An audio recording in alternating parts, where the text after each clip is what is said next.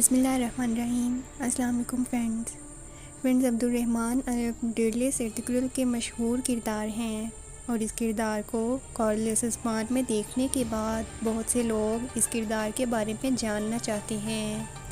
اس حوالے سے ہم نے تاریخ کا مطالعہ کیا تاکہ یہ جانا جا سکے کہ اس کردار کی تاریخی اہمیت کیا ہے۔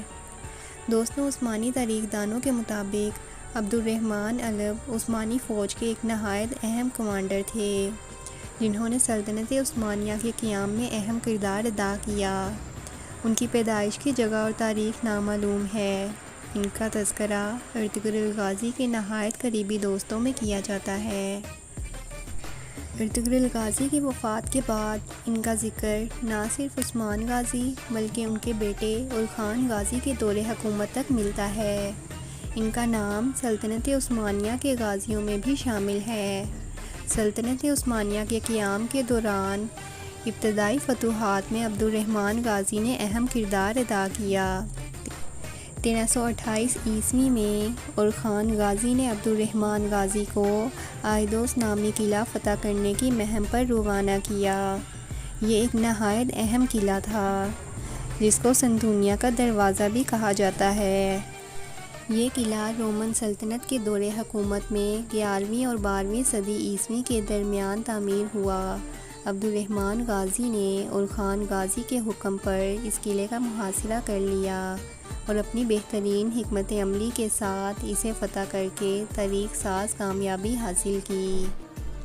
اس کامیابی کو فتح قسطنطنیہ کا آغاز سمجھا جاتا ہے۔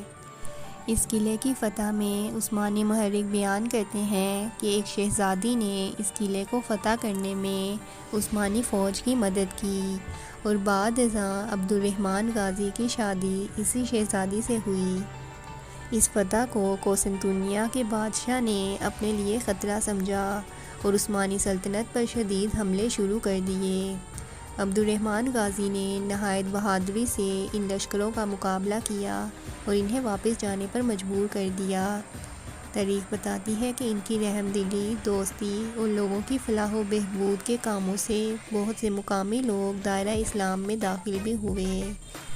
عبدالرحمن غازی نے 1329 عیسوی میں سلطان اورخان غازی کے دور حکومت میں وفات پائی اور انہیں ترکی کے ایک گاؤں ایرزروم میں سپرد خاک کیا گیا۔